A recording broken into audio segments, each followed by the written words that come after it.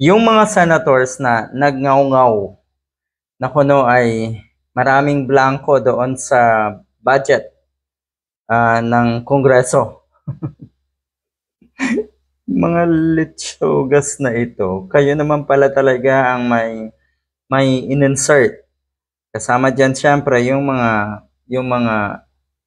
alipores ni Digong na mukhang nagpapalakas kay Cheese Escudero. Sila yung sumusuporta ngayon kay Cheese Escudero. Dahil kung titignan kasi natin, among the DDS, the pro-Duterte senators, yung original na pro-Duterte senators, wala talagang may kakayahan na maging Senate President.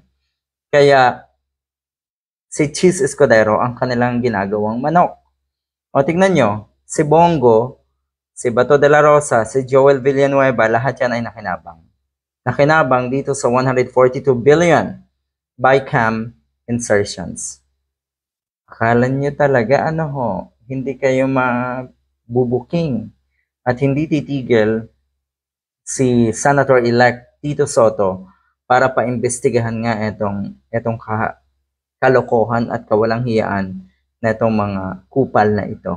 Alam na rin daw po ito ng Pangulo at medyo may galit yung kanyang tono ng pananalita at hindi daw dapat ito i-tolerate. Dapat lang.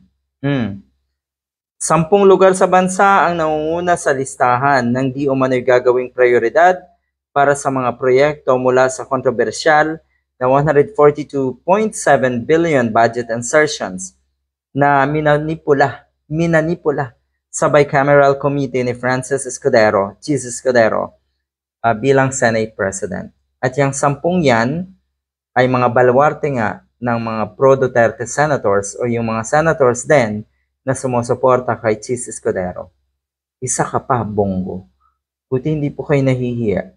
Buti hindi kayo nahihiya. Ngaw-ngaw kayo ng ngaw-ngaw at suporta kayo. Obvious na gusto nyong i-dismiss ang impeachment trial. Kasi pala, ay isa kayo. Kaisa kayo ni Sara Duterte sa kawalang hiyaan. Kaisa kayo. In the same circle talaga kayo.